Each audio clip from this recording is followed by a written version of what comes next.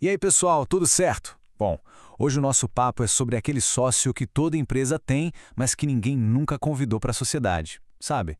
Aquele que não ajuda na operação, não dá uma ideia na reunião, mas no fim do mês abocanha uma bela fatia do lucro? Pois é, a gente está falando do governo, do fisco. E não é pouca coisa. A carga tributária no Brasil fica ali, na casa dos 33% do PIB. Isso, na prática, transforma o fisco no sócio majoritário de muitos negócios. Então, entender como esse sócio pensa e opera não é só uma obrigação, é uma das maiores ferramentas de competitividade que uma empresa pode ter nas mãos. Eu sou o Marco e a minha missão aqui hoje é bem clara. A gente vai descobrir juntos como pegar esse tema, o imposto, que para muitos é só um peso, e transformar numa alavanca estratégica. E o time, olha, não podia ser melhor. A gente está em fevereiro de 2026, com a reforma tributária já em campo, mudando as regras do jogo. Então vamos lá, nosso roteiro está bem amarrado. Primeiro, vamos entender o que a área fiscal faz de verdade, qual a diferença dela para a contabilidade. Depois, a gente entra na casa nova, ou seja, na reforma tributária. Em seguida, a parte que eu mais gosto, como essa reforma transforma imposto em dinheiro no caixa, com a nova lógica de crédito. E no final, a gente junta tudo, mostrando por que o fiscal passa a ser o cérebro do negócio. E para deixar tudo bem prático, vamos usar o nosso café inovador como exemplo. Bora? Ok, vamos começar pelo começo mesmo, desfazendo uma confusão super comum no mundo das empresas e que pode custar bem caro. A analogia aqui é perfeita. Pensa assim, a contabilidade é a fotógrafa da festa. Ela chega e, clique, tira um retrato fiel de tudo que rolou. Receitas, despesas, o que entrou, o que saiu. Ela responde à pergunta o que aconteceu. Já a área fiscal, a área fiscal é quem chega com a comanda no final. Ela pega aquela foto da festa e aplica as regras do dono do bar, que é o governo. Ela diz, ok, por isso aqui devemos tanto de imposto. Entende? Uma descreve o fato, a outra calcula a conta. São duas coisas bem diferentes.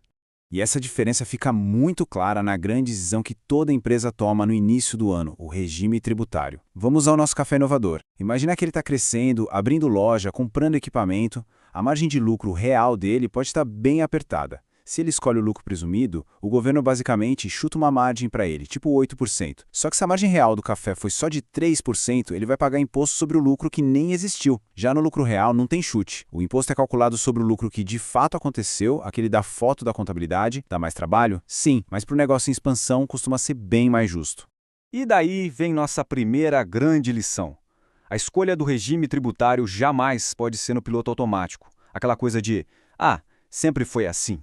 Todo santo ano, antes de virar a chave, tem que sentar, pegar os números e simular os cenários. Essa decisão, sozinha, pode ser a diferença de milhões no caixa. Beleza, agora a gente vai para a maior mudança tributária das últimas décadas. É como se a gente estivesse demolindo aquela casa antiga, cheia de puxadinho, e construindo uma nova, mais lógica e funcional.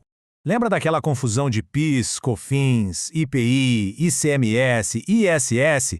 Pois é, essa sopa de letrinhas está com os dias contados. A gente está trocando tudo isso por um sistema chamado IVA dual. IVA é Imposto sobre Valor Agregado. Basicamente, 5 impostos super complexos estão virando 2 principais. A CBS, que é federal, e o IBS, que junta estados e municípios. É uma simplificação brutal, mas toda a grande mudança exige atenção redobrada.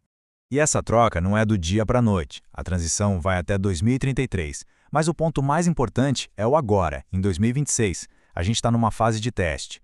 Na prática, o que isso significa é que o café inovador já precisa calcular e declarar a CBS e o IBS, mesmo com alíquotas bem baixinhas. O detalhe crucial, o valor pago é 100% compensado com os impostos antigos. Ou seja, o impacto financeiro, por enquanto, é zero. Mas o impacto operacional, esse é gigantesco. Pensa só, os sistemas da empresa precisam rodar os 2 modelos, o antigo e o novo, ao mesmo tempo. É um baita desafio técnico. E aqui está a nossa segunda regra de ouro. Se adaptar não é uma opção, é sobrevivência. Quem deixar para arrumar os sistemas, o ERP, lá na frente, corre um risco seríssimo de ter um apagão fiscal. É simplesmente não conseguir emitir o nota, não conseguir operar. Certo, agora a gente chega na parte que para mim é a virada de chave.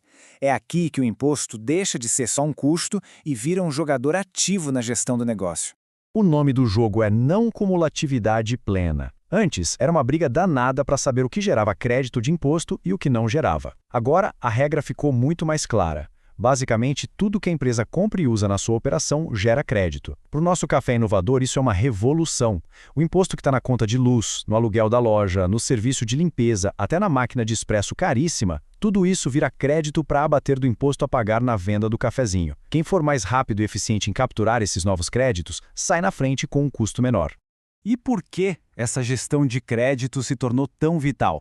Porque a alíquota de referência do novo imposto não é baixa, está girando em torno de 26,5%. Com uma alíquota nesse patamar, a única maneira de ter uma carga final menor é sendo mestre em aproveitar cada centavo de crédito disponível. Não tem outro jeito. E a tecnologia vem para ajudar com o tal do split payment. A ideia é genial. Quando o Café Inovador for pagar seu fornecedor de café, o próprio sistema do banco já vai dividir o pagamento. Uma parte, líquida, vai para o fornecedor, a outra, o imposto, vai direto para o governo. Isso muda completamente a gestão de caixa. Acabou aquele drama de juntar uma bolada de dinheiro para pagar imposto no fim do mês. O recolhimento passa a ser picado a cada transação, o que suaviza muito o fluxo de caixa. Com isso, a gente chega à terceira regra de ouro, que é bem direta. Crédito é dinheiro vivo. Cada nota de compra que entra na empresa e não tem o crédito apurado corretamente é, literalmente, rasgar dinheiro. O time fiscal vira uma espécie de guardião do lucro. E agora, para fechar, vamos subir o nível da conversa. Vamos ver como a área fiscal sai daquela salinha do fundo e se senta na mesa de estratégia, conectando as decisões mais importantes do negócio. Olha esse exemplo, é fantástico. O Café Inovador precisa comprar matéria-prima. O fornecedor B tem um preço de lista menor, 9.200 contra 10.000 do fornecedor A. A escolha parece óbvia, né? Só que não! O fornecedor B do Simples Nacional, ele gera quase nada de crédito. Já o fornecedor A do lucro real gera crédito cheio. Quando a gente calcula o custo líquido, ou seja, o preço bruto menos o crédito que ele gera, olha o que acontece. O fornecedor A, que parecia mais caro, na verdade sai 18% mais barato para o caixa. É por isso que compras e fiscal têm que ser melhores amigos. Agora, o impacto no planejamento financeiro, o famoso FP&A. Pega uma mesma receita bruta de 100 milhões. A receita líquida, que é o que sobra depois dos impostos, vai variar absurdamente durante a transição. Isso acontece porque o mix de impostos antigos e novos muda a cada ano. O ano de 2029, por exemplo, é o pico da confusão com a maior sobreposição de sistemas, o que joga a receita líquida para baixo temporariamente. Um planejador que não tiver essa visão tributária detalhada ano a ano vai errar feio a projeção de lucro da empresa. E assim a gente chega na nossa última e mais importante regra de ouro. Fiscal deixou de ser um departamento que só paga guia de imposto. Fiscal é estratégia pura. A decisão de qual fornecedor usar, onde abrir uma nova filial, tudo isso passa e muito pela análise tributária. Integrar o fiscal com compras e com planejamento não é mais um diferencial, é a base para proteger a margem do negócio. Então, resumindo tudo o que a gente conversou. Primeiro, simular o regime tributário todo ano, sem falta. Segundo, a hora de adaptar os sistemas é para ontem, não dá para esperar. Terceiro, transformar a captura de créditos em uma obsessão, porque crédito é dinheiro.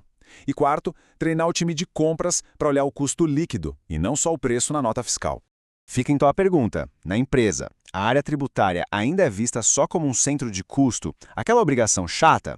Ou ela já começou a ser vista como uma fonte de vantagem competitiva? A reforma tributária está aí, a oportunidade também. A escolha de como agir agora vai definir os vencedores lá na frente.